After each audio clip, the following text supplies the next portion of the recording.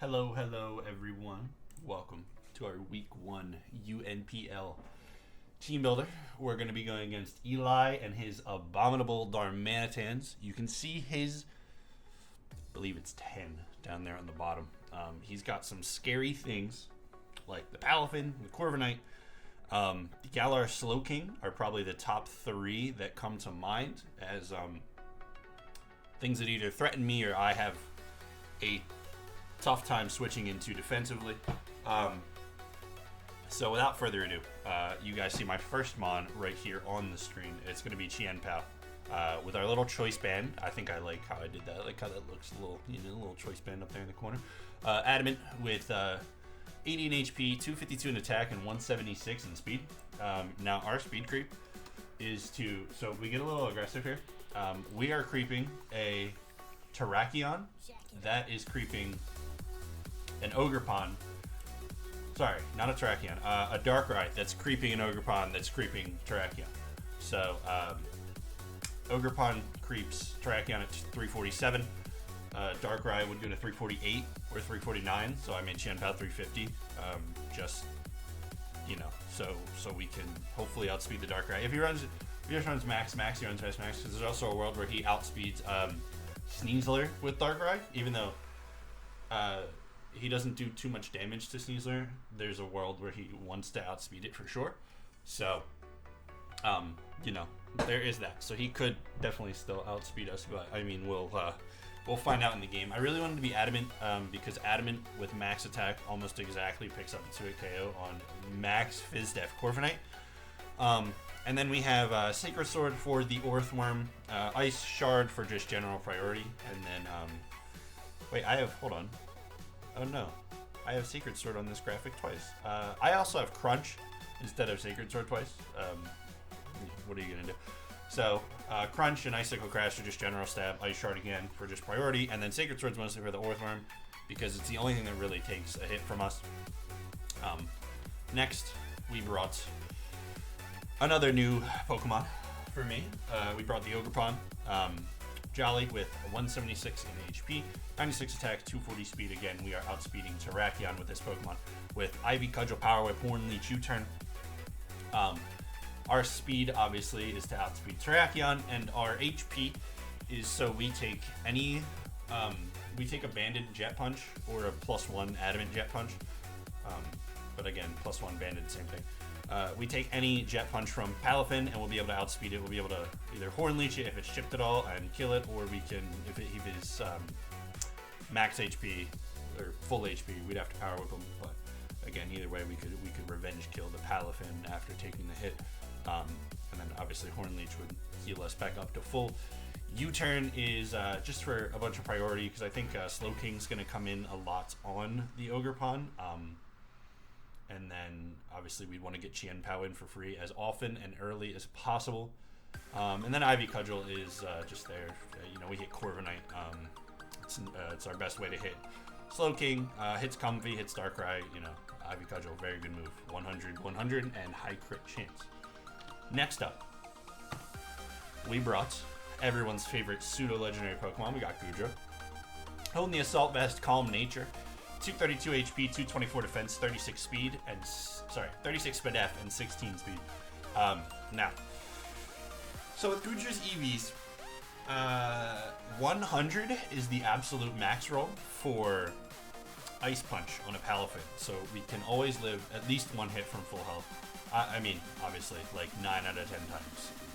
So, also, the reason for Gooey and my speed investment is that if he is an Adamant Palafin, obviously, so the 100 on an Ice Punch roll is only from Adamant Palafin. Jolly can never kill us. So if he is an Adamant Palafin, which I expect him to be, if he hits us with a Jet Punch or a Waterfall or Rave Crash, Liquidation, whatever, on a switch in, if we really think he's going to go for the Water move, and we get a Gooey off, we can outspeed him and drop a Draco on his head the following turn, as he probably stays in to try to kill us with Ice Punch. The 36 Spadef with our Calm Nature and Assault Vest, we are never 4-hit KO'd by Modest Life Orb Dark Pulse from Darkrai. and we are able to just, you know, we can click a Draco, and then we can just click a couple Earthquakes. We pretty much 1v1 the Dark Rat. So that's the reasoning for the SPDEF investment and the Calm Nature. Draco is just for general stabs. Fire Blast is to hit Corviknight and to hit the Orthworm and the Bramble Ghast. Scald, I didn't really know what else to put on this, so I just threw Scald on it. Maybe we can fish for a burn, something like that. And then Earthquake is to hit the Slow King, which I think will probably have an easy time coming in on this thing. You're going to notice that Slow King gives the team a good bit of issues. It's got a really good defensive typing, and we don't have the, we have Ursaluna. Blood Moon is our ground type, but I think Ursaluna versus Terrakion and Palafin and Corviknight, I think it just has like a pretty rough time. And even against Bramble Ghast, like I know Mind's Eye lets normal type moves hit it, but it's not a ground resist form. So we end up not bringing Ursaluna. However, another thing that we did bring was we brought our good buddy Sneasler.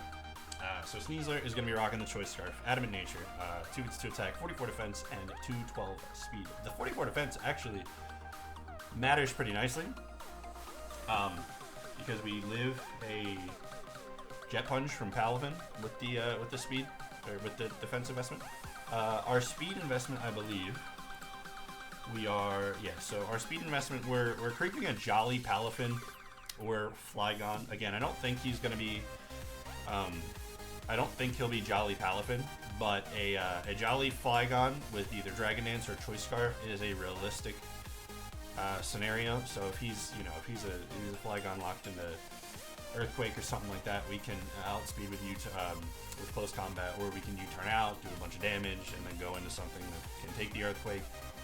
But I think it's good just to have that extra layer of protection, just in case like a Flygon Dragon Dance sweep is coming my way. And then we have Switcheroo there. Now that's mainly to trick. If we deem our Choice Scarf invaluable, or don't need it for the rest of the game, like we outspeed, like we take out his faster threats, we can Switcheroo onto the Corviknight or onto the Slow King. And then our moveset's pretty self-explanatory. Close combat, Dire Claw, just general stabs. We hit everything besides Slow King pretty decently well. And then U-turn is just for the momentum and initiative. We went with Poison Touch because even if I'm Switcherooing to lose my Scarf, I don't really touch the Pokemon I'm Switcherooing anyway, so I don't want to stay in. So I went with Poison Just if I'm hitting anything besides Corviknight or the Slow King, and we can snag a Poison just for some extra damage, it never hurts. So our next and our 5th Pokemon, we ended up landing on an Necrozma. Now, he's got the Prism Armor with the 192 HP, 252 defense, 60 special attack, 4 speed. 4 speed is, I believe, there was something that could realistically creep me. I believe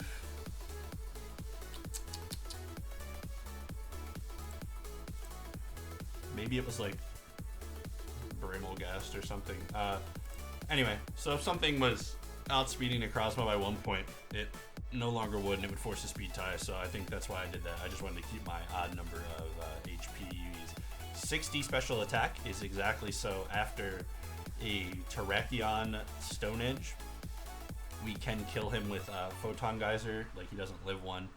And then the HP and defense is just kind of like, he's got a lot of physical threats that I'm worried about, like the Terrakion, the Corviknight, the Palafin, the Flygon. And even Orthworm and Bramble Ghast are going to hit me on the physical side. So I just wanted to be able to take a lot of those hits better. Also, I needed something to just kind of sponge Terrakion a little bit, and this thing definitely does. The Stone Edge was like 30-something max to us, so we'll be able to take them. Barring crit, obviously, but even like a regular plus a crit would do like maybe 80, and then obviously the special attack investment, we can just always knock him out with Photon Geyser. Our other moves are Heat Wave, Morning Sun, and Stealth Rock. Heat Wave is mostly there to hit the Palafin, and the Corviknight, and the Orthworm. Morning Sun, obviously, for self-recovery, and Stealth Rock because we do love our hazards. And then, at this point, I'm still fairly, and I say fairly, I mean I'm still very weak to Palafin, and I don't think this last mon particularly fixes that. However, I think it's kind of like a best we could do type of situation. So we brought almost max Fizzbulk Fortress. So you see the 248, 252, and then 8 speed. I think the 8 speed was just 8 speed was in case Gylar Slow King wanted to be faster than a Fortress. If he stays in and we Volt Switch, you know, we can assume that he may have a fire move, and we can go into, you know, Goodra, Sneasler, Necrozma, whatever it may be. And then we also brought Spike's Body Press and Pain Split. I thought was a cool option this week. So his only hazard setter is Orthworm, and I think between Sacred Sword Qianpao, Fire type Ogerpon, Fire Blast Goodra, Fire move on Necrozma, Fighting type Sneasler, I think if Orthworm comes, I think it's so pressured to like actually click Spikes or Stealth Rocks that it may never. And I mean, so I didn't want to waste a move slot on Rapid Spin, so we brought Pain Split. Because I'm Rocky Helmet to chip Palafin, I wanted, you know, like, I'm not getting my leftovers recovery, so maybe a Pain Split on like a Corviknight switch in or something like that. I could weaken them while also healing myself. But the Rocky Helmet Fortress is mostly just, I'm trying to switch in on a Palafin. Ideally, he clicks Wave Crash, and then Wave Crash plus Rocky Helmet Recoil. We can put him in range of Ogerpon, of Sneasler, of Qianpao, like a little bit easier, because Palafin is a gigantic problem for this team. It's all right. At least we're getting it out of the way week one. You know, so hopefully we can pull the dub out. The 6 I definitely expect to see are Palafin, Corviknight, Darkrai, Slow King, Terrakion, and then either Flygon or Orthworm. Orthworm isn't very good, but it makes sense. So yeah, Comfy could be okay, but a +1 Draining Kiss doesn't do very much to Sneasler, and we just take it out with Sneasler. Electrode, I don't know. He sees a Goodra. I don't think he'd ever bring Electrode. And then Bramblegast is okay, I guess. Like, it gets Rapid Spin, but it never does anything ever in the world of Fortress. I also think Flygon is probably going to come as like a mixed attacker of some sort, or like a Dragon Dance set, with, you know, obvious fire coverage. But either way, that's my week 1 team builder. These things are going to be pretty short. My building process is very long, but once I know everything, you know, I mean, I can recap it decently quick. So it's not going to be, these videos aren't going to be too long, maybe in between 10 and 15 minutes most times. But either way, I hope you're all excited for the week 1 battle. That's probably going to drop the day after I upload this. So make sure everybody's hype to support your Hartford Whalmers in Season 1 of the UNPL. Take care, everybody, and I will see you back here tomorrow for week 1.